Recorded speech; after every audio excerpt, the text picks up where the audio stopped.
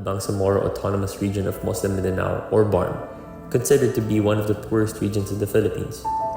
It has around 1 in 3 persons living below the poverty line. The region is also ranked the lowest in reproductive health as they are lacking in modern contraception, birth attendants, and health facilities. They also face issues in sustenance with 440,000 Filipinos or 50,000 families not being able to meet their basic food needs. Due to this, Sa Bangsamoro, maraming pamilya ang patuloy na lumalaban sa kahirapan. Araw-araw, hinaharap nila ang kakulangan sa pagkain, trabaho, at sapat na kita. Para sa ilan, ang bawat araw ay isang pagsisikap para lamang mabuhay. Dahil sa kahirapan, maraming kabataan ang nahihirapang makapag-aral. May ilan na kulang sa baon, walang sapat na gamit, o napipilitang tumulong sa paghahanap buhay.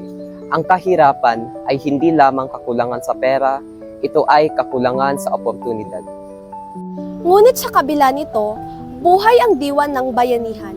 Ang mga komunidad ay nagtutulungan sa pamamagitan ng livelihood programs, community projects, at pagsuporta sa maliliit na negosyo.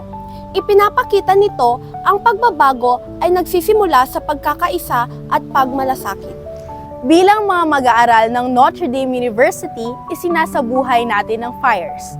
Faith, pananalig na may pag-asa sa kabila ng kahirapan, integrity, katapatan sa paggamit ng anumang tulong o oportunidad, respect, paggalang sa dignidad ng bawat tao, anuman ang kanilang kalagayan, excellence, pagsisikap na makapagtapos at makaahon sa hirap, service, paglilingkod sa komunidad at pagtulong sa mga nangangailangan.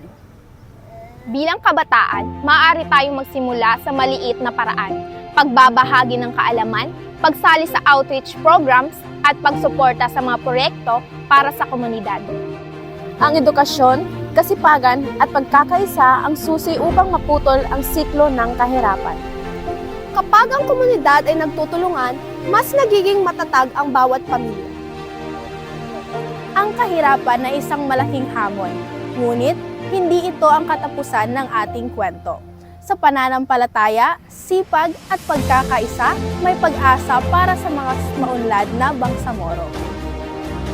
Tayo ang henerasyon ng pagbabago.